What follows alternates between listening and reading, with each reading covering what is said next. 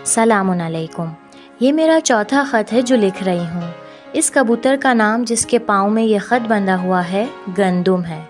جس نے بھی اسے پکڑا ہے اور یہ خط پڑھ رہا ہے، میرا نام ماریا ہے۔ میرے بابا امام حسین علیہ السلام کے دوست ہیں۔ ہم ایک کربلا نامی صحرا میں ہیں۔ حر نامی شخص نے ہمارا راستہ روک لیا ہے۔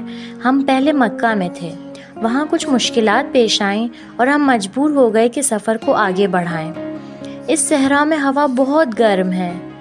حر ہمیں یہاں سے ہلنے کی اجازت نہیں دے رہا، کہہ رہا ہے کہ صبر کریں، کوفے سے دستور آئے، پھر دیکھتے ہیں آگے کیا کرنا ہے۔ ہمارے خیموں کے برابر میں ایک نہر ہے جس کا پانی صاف اور مزیدار ہے۔ ہمیں جب بھی پیاس لگتی ہے، سکینہ کے چچا حضرت عباس خیموں میں سے سب مشکیزوں کو جمع کر کے ہمارے لیے پانی لاتے ہیں۔ مشکیزے میں پانی پینے کا مزہ ہی کچھ اور ہے۔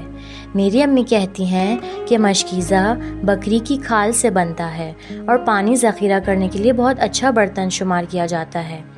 جب بھی ہم مشکیزہ چچا عباس کو دیتے ہیں تو امی کہتی ہیں خیال رہے کہ مشک میں سوراخ نہ ہو جائے اور اس کا ڈھکن بھی ٹھیک سے بند کرو تاکہ پانی باہر نہ گرے۔ ہم بچے ہر روز ایک خیمے میں جمع ہو کر کھیلتے ہیں۔ علی اصغر ابھی بہت چھوٹا ہے، اس لیے ہمارے ساتھ نہیں کھیل سکتا۔ وہ ہر روز اپنی امی کی گود میں رہ کر ہمارے کھیل کو دیکھتا ہے۔ آج جب میں علی اصغر کو دیکھنے گئی تو دیکھا ایک چھوٹی سی چونٹی اس کے کپڑوں پر ہے۔ میں نے بی بی رباب کو بتایا اور انہوں نے میرا شکریہ ادا کیا اور کہا اگر نہیں بتاتی تو ممکن تھا چونٹی اسے کاٹ لے اور پھر اصغر رونے لگتا۔ علی اصغر ابھی بہت کم پانی پیتا ہے، بہت چھوٹا سا منہ ہے۔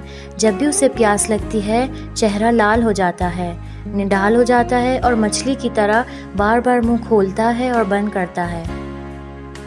جب یہ خط پڑھ رہے ہوں تو برائے مہربانی گندم کو پانی دیجیے اور ہماری مدد کے لیے آئیے۔